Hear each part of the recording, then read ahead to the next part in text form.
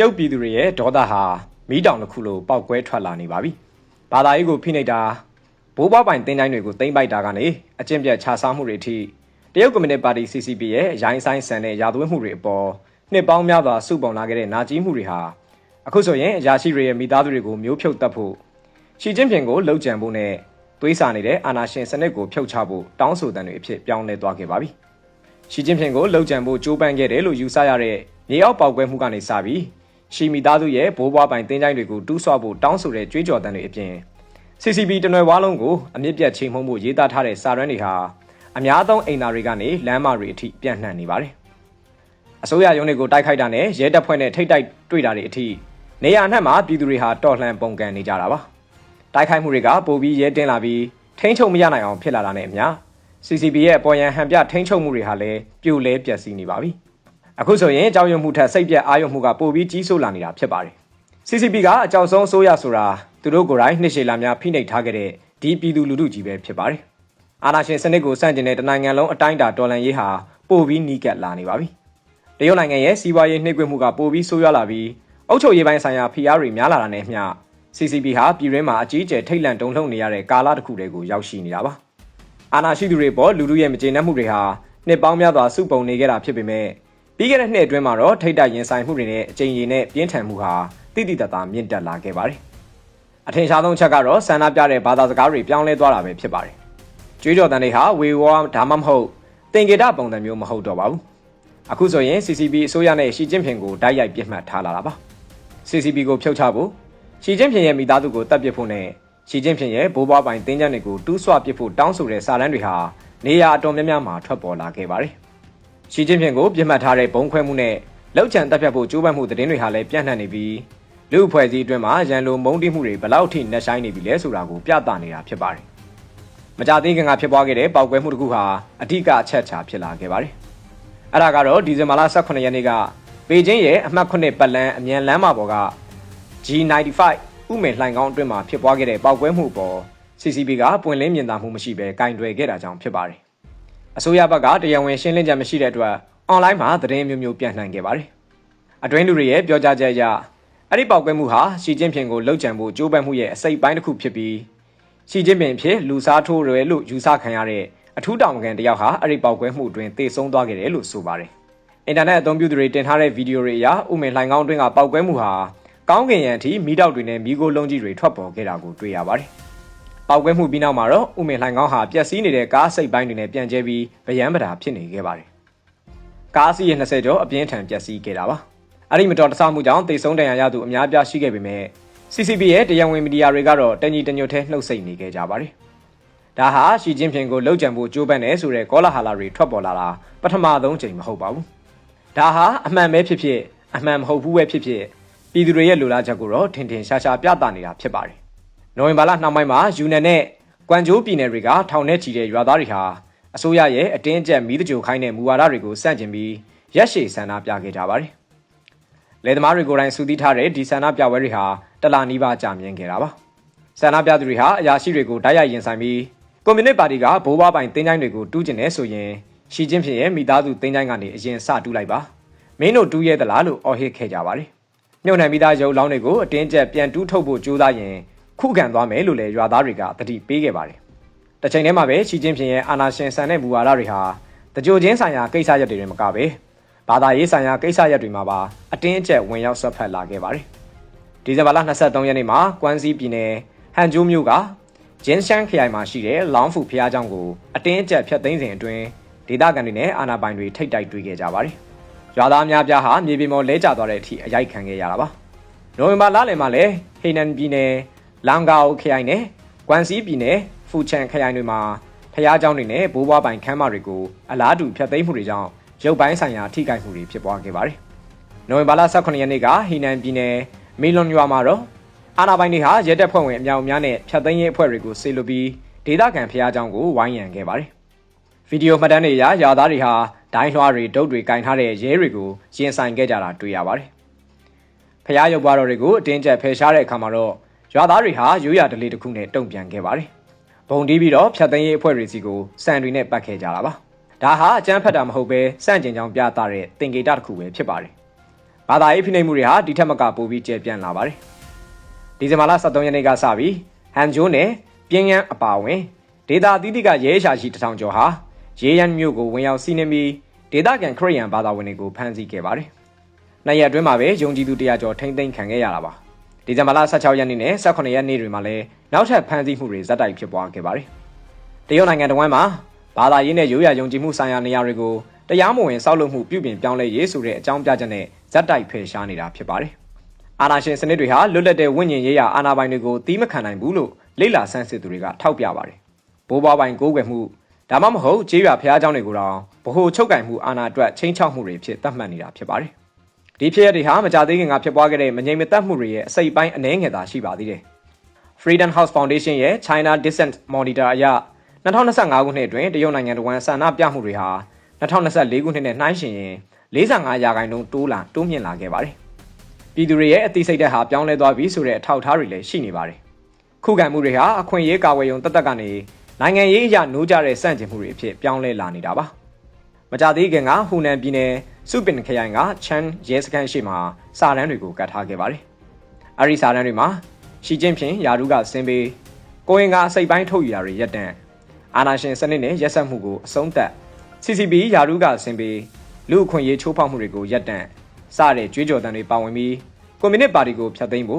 ရှီကျင်းဖျင်ကိုဖျောက်ချဖို့လွတ်လပ်စွာပြောဆိုခွင့်ကိုပြန်လည်ရရှိဖို့နဲ့အင်တာနက်စင်ဆာဖြတ်တောက်မှုတွေကိုအဆုံးသတ်ဖို့တောင်းဆိုထားပါတယ်။အထူးသဖြင့် CCP ရဲ့9ကြိမ်မြောက်စစ်ရေးပြပွဲမှာရှီကျင်းဖျင်နဲ့ပူတင်တို့ရဲ့ကိုရင်ကအစားထိုးကုသမှုနဲ့အသက်150အထိနေထိုင်ရေးအကြောင်းပြောဆိုမှုတွေဟာတရုတ်နိုင်ငံရဲ့အိမ်သာတော်လှန်ရေးကိုပိုပြီးပြန့်နှံ့စေခဲ့ပါတယ်။နေရာတော်များများကအများဆုံးအိမ်သာတွေမှာကြွေးကြော်သံတွေပေါ်ထွက်လာခဲ့တာပါ။ CCP ရဲ့တရားဝင်မီဒီယာတွေကိုတိုက်ရိုက်စိန်ခေါ်ပြီးရှီကျင်းဖျင်ရဲ့မိသားစုတစ်ခုလုံးကိုပြစ်မှတ်ထားတဲ့ထိတ်လန့်စရာကြွေးကြော်သံတွေဟာလူအများရဲ့အာရုံစိုက်မှုကိုရရှိခဲ့ပါတယ်။အများဆုံးအိမ်သာတကားတစ်ခုပေါ်မှာရေးထားတဲ့စာသားတစ်ခုမှာတော့မင်းတို့ကတာမန်လူတွေကိုတတ်တာကြတော့သတင်းမတင်ဘူး။အရာရှိတွေကိုတတ်တာကြတော့သတင်းမတင်ဘူး။ရှီကျင်းဖျင်ရဲ့မိသားစုတစ်ခုလုံးကိုတတ်ရင်ရောမင်းတို့သတင်းတင်ပါလား။ကျောင်းတွေတပိတ်မှောက်ကြအလုပ်တွေရန်နာကြအာဏာရှင်နိုင်ငံတော်တစ်ဆက်ဖောက်ရှီကျင်းဖျင်ကိုဖယ်ရှားကြလို့ရေးသားထားပါတယ်။စီးပွားရေးကဇက်တိုက်ကြဆင်းနေတာနဲ့အမျှ CCP အစိုးရရဲ့စိုးရိမ်စိတ်ဟာလည်းပိုပြီးမြင့်တက်လာပါတယ်။နှစ်စဉ်နှစ်သက်ကူကာလမှာရွှေပြောင်းလုပ်သားအမြောက်များဟာနေရက်ပြန်ကြပါတယ်။အဲ့ဒီအတွက် CCP ရဲ့စိုက်ပျိုးရေးနဲ့ကျေးလက်ရေးရာဝန်ကြီးဌာနကအစည်းအဝေးတွေခေါ်ယူပြီးတော့နေရက်ပြန်ရွှေပြောင်းလုပ်သားများအလောက်ကင်မြင့်တင်ရေးလှုပ်ဆောင်ချက်များကိုအကောင့်ထဲပေါ်ဖို့တိုက်တွန်းနေပါတယ်။ဒါဟာလူအမြောက်များနေရက်ပြန်ပြီးကျေးလက်ဒေသတွေမှာစုပုံနေတာတွေကိုတားဆီးဖို့ရည်ရွယ်တာပါ။ပြည်ပရောက်အင်တာနက်အသုံးပြုသူအချို့ကတော့ကျေးလက်ကိုပြန်လာတဲ့လူငယ်တွေဟာပြင်ပလောကကိုမြင်ဘူးထားတဲ့သူတွေဖြစ်တဲ့အတွက်ကျေးလက်ဒေသတွေမှာအစိုးရစန့်ကျင်ရေးအဖွဲ့အစည်းတွေကိုတိတ်တဆိတ်ဖွဲ့စည်းလာမှာကိုအစိုးရကစိုးရိမ်နေတာလို့မှတ်ချက်ပေးကြပါတယ်။ American စီးပွားရေးပညာရှင်လီဟန်ကင်းကတရုတ်နိုင်ငံရဲ့စီးပွားရေးကျဆင်းမှုအိမ်ချမ်းမြေဈေးကွက်ပြိုလဲမှုနဲ့ကုန်သွယ်ရေးစစ်ပွဲရရိုက်ခတ်မှုတွေကြောင့်ရွှေပြောင်းလုပ်သားတွေအတွက်အလောက်ကိုင်အခွင့်အလမ်းတွေတိတိတတ်တာညှော်နေသွားတယ်လို့ထောက်ပြပါတယ်။လာမယ့်နှစ်တွေမှာကျေးလက်ဒေသတွေဟာအလွန်မင်းဆင်းရဲမွဲတေမှုတွေနဲ့ရင်ဆိုင်ရနိုင်ပြီးဒါဟာစနစ်တကျဖွဲ့စည်းထားတဲ့အစိုးရစန့်ကျင်ရေးခုခံမှုတွေအဖြစ်ပြောင်းလဲသွားမှာကို CCP ကအကြီးအကျယ်စိုးရိမ်နေတာဖြစ်ပါတယ်။တရုတ်နိုင်ငံရေးနဲ့ဘာသာရေးဖိနှိပ်ခံရသူများကူညီစောင့်ရှောက်ရေးအသင်းရဲ့ညှိနှိုင်းရေးမှူးစန်းလီယွန်ကတော့ CCP ကိုဘယ်သူမှမယုံကြည်ကြတော့ဘူး။ပြည်သူတွေကသူတို့ကိုမုန်းနေတာကြပါပြီလို့ဆိုပါတယ်။ကွန်မြူနစ်ပါတီပြိုလဲဖို့နဲ့ရှီကျင်းဖျင်ပြုတ်ကျဖို့တောင်းဆိုနေတဲ့ကြွေးကြော်သံတွေဟာဟေဘယ်ဂျီနန်နဲ့ကွမ်စီဒေတာတွေမှာထွက်ပေါ်နေတာကြာပြီဖြစ်ကြောင်းလည်းသူကပြောပါတယ်။ဒီဖော်ပြချက်တွေဟာလူတွေရဲ့ဒေါသကိုထွက်ပေါက်ရှာတာဖြစ်ပြီးတနေ့မှာလူတွေစားစရာမရှိတော့တဲ့အခါတနိုင်ငံလုံးအတိုင်းအတာနဲ့ပုံကံမှုတွေပေါက်ကွဲလာပြီးအာဏာရှင်စနစ်ကိုဖျောက်ချဖို့လက်တကမ်းအလိုကိုရောက်လာလိမ့်မယ်လို့စန်းကသတိပေးခဲ့ပါတယ်။အခုဖြစ်ပေါ်နေတဲ့မငြိမ်မသက်မှုတွေရဲ့ထူးခြားချက်ကတော့အကြိမ်ရည်တင်မကပဲလူတွေရဲ့စိတ်ပိုင်းဆိုင်ရာခံနိုင်ရည်အတိုင်းအတာပဲဖြစ်ပါတယ်။ဆယ်စုနှစ်ပေါင်းများစွာတွင်တရုတ်နိုင်ငံကစန့်ကျင်မှုတွေဟာအစိမ့်စိမ့်အမှားမှာဖြစ်နေပြီးတတိကြီးကြီးထားကသွယ်ဝိုက်တဲ့နည်းနဲ့ပဲလှုပ်ဆောင်ခဲ့ကြတာပါ။ဒါပေမဲ့ဒီနေ့မှာတော့တစ်ချိန်ကမတွေးရခဲ့တဲ့ကြွေးကြော်သံတွေကိုလူသိရှင်ကြားရေးသားလာကြပါပြီ။ဒါဟာကြောက်ရွံ့မှုတွေပျောက်ကွယ်သွားလို့မဟုတ်ပဲစိတ်ပြတ်အာရုံမှုကကြောက်ရွံ့မှုထက်ပိုပြီးကြီးမားလာလို့ပဲဖြစ်ပါတယ်။စီးပွားရေးကျဆင်းမှုအတွေးခေါ်ပိုင်းဆိုင်ရာတင်းကျပ်မှုဘာသာရေးဖိနှိပ်မှုနဲ့လူမှုရေးအရာလှုပ်ရှားရုံးကန်ရခက်ခဲမှုတွေဟာ CCP ရဲ့အဓိကထိန်းချုပ်မှုအရင်းမြစ်ဖြစ်တဲ့ယုံကြည်မှုကိုတိုက်စားသွားခဲ့ပါပြီ။တမိုင်းကြောင်းရကြည့်ရင်အစိုးရတွေဟာပြည်သူတွေမပျော်ရွှင်ရုံတသက်နဲ့ပြိုလဲလိမ့်မရှိပါဘူး။ကြောက်ရွံ့မှုထက်မျှော်လင့်ချက်မဲ့မှုကပိုပြီးကြီးစိုးလာတဲ့အခါမှသာပြိုလဲကြတာပါ။ရှီကျင်းဖျင်ရဲ့ Chinese Dream ဟာတရုတ်ပြည်သူတွေအတွက်တော့အိမ်မက်ဆိုးကြီးဖြစ်လာခဲ့ပါပြီ လူလက်တန်းသားတွေပြိုလဲတာအစုလိုက်ပြုံလိုက်ဆင်းရဲမွဲဒေတာတွေနဲ့အတူနိုင်ငံတစ်ခုပြိုလဲတော့မဲ့လက္ခဏာ10ခုကိုတွေ့မြင်နေရပါတယ်2012ခုနှစ်မှာရှီကျင်းဖျင်က Chinese Dream ဆိုတဲ့အယူအဆကိုစတင်မိတ်ဆက်ခဲ့ပြီးဒါဟာတရုတ်လူမျိုးတွေရဲ့ကြီးကျယ်တဲ့ပြန်လည်နှုတ်ထမှုနိုင်ငံတော်တာယာဝါပြောမှုနဲ့ပြည်သူတွေရဲ့ကောင်းစားရေးကိုအဓိပ္ပာယ်ဖွင့်ဆိုခဲ့ပါတယ်10ခုနှစ်တစ်ခုကျော်ကိုကြာပြီးတဲ့နောက်မှာတော့တရုတ်နိုင်ငံရဲ့လက်တွေ့ဘဝဟာအဲ့ဒီဂရိကဝတ်တွေနဲ့လုံးဝဆန့်ကျင်ဘက်ဖြစ်နေပါတယ်ရှီရဲ့ဥဆောင်မှုအောက်မှာနိုင်ငံဟာအကြီးအကျယ်ဗျံပတာဖြစ်နေတဲ့ကာလတစ်ခုတွေကိုရောက်ရှိနေတာပါစီးပွားရေးရှင်ဟုန်တွေပြောင်းပြန်ဖြစ်သွားပြီးစားဝတ်နေရေးတွေဆိုးရွားလာကနေ့စဉ်ရှင်သန်ဖို့တောင်ခက်ခဲလာပါတယ်။တစ်ချိန်ကအမျိုးသားရေးအိမ်မက်ဖြစ်ကြော်ညာခဲ့တာတွေဟာအခုဆိုရင်လူအများစုအတွက်ဆင်းရဲမွဲတေမှုတွေဖြစ်လာခဲ့ပါပြီ။2014ခုနှစ်ကစစ်တမ်းတစ်ခုအရတရုတ်နိုင်ငံသား89%ရာခိုင်နှုန်းဟာသူတို့ရဲ့ဘဝတွေကလွန်ခဲ့တဲ့9နှစ်ကထက်ပိုကောင်းလာတယ်လို့ယုံကြည်ခဲ့ကြကြောင်းနိုင်ငံခြားမီဒီယာတွေကဖော်ပြခဲ့ပူပါတယ်။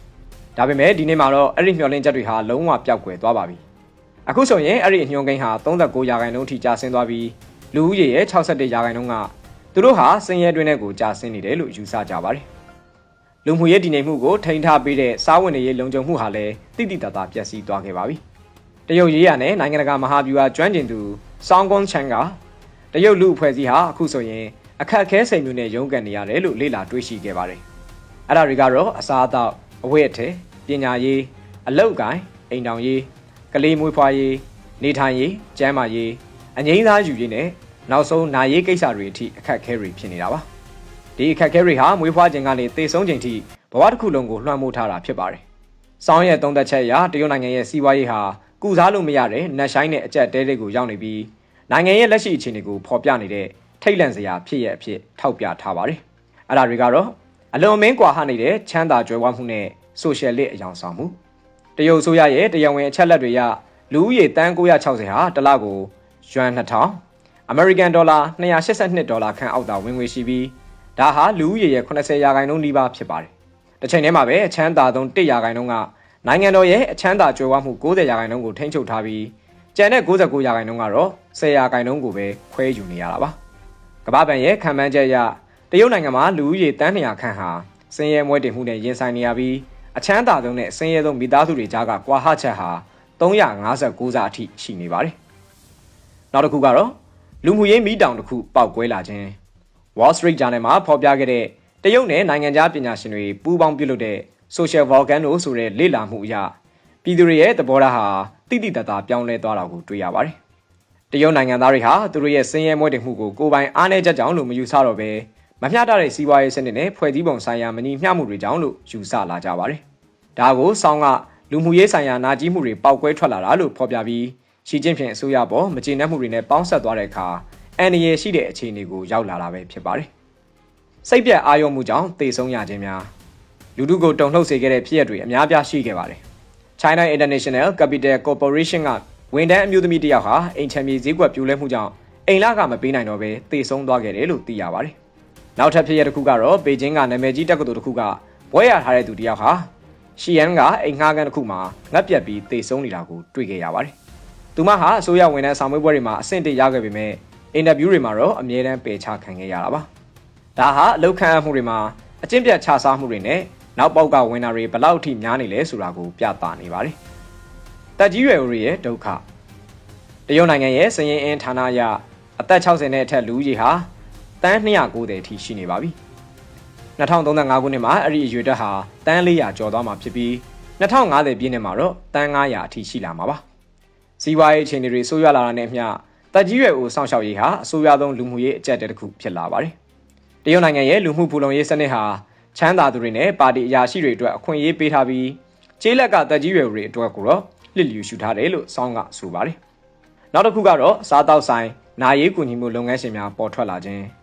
2024ခုနှစ်တစ်နှစ်တည်းမှာတင်စားတောက်ဆိုင်လုပ်ငန်းပေါင်း3သန်းနီးပါးပိတ်သိမ်းခဲ့ရပါတယ်။အဲ့ဒီချိန်ဟာ2025ခုနှစ်မှာပိုပြီးဆိုးရွားလာပြီး2026ခုနှစ်မှာတော့ပိုတောင်ဆိုးလာအောင်ပါပါ။စားတောက်ဆိုင်အသစ်အများပြားဟာရပ်ပိုင်းအတွင်းမှာပိတ်သိမ်းနေကြရပါတယ်။ဒီလိုပြိုလဲမှုတွေကြားမှာလုပ်ငန်းရှုံးနိမ့်သွားတဲ့ဆိုင်တွေက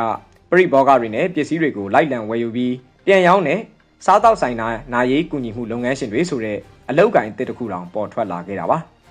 နောက်ဆုံးတစ်ခုကတော့ရက်ဆက်တဲ့ပြည်တွင်းရှင်ပြိုင်မှုကုန်ထုတ်လုပ်မှုတွေများလွန်းတာပြည်တွင်းဝယ်လိုအားနည်းတာတွေကြောင့်တရုတ်ကုမ္ပဏီတွေကြားမှာရက်ဆက်တဲ့ဈေးနှုန်းစစ်ပွဲတွေဟာဖြစ်ပျက်လို့နေပါတယ်။ နားဆင်ပေးခဲ့တဲ့အတွက်အားလုံးကိုကျေးဇူးတင်ပါတယ်ခင်ဗျာ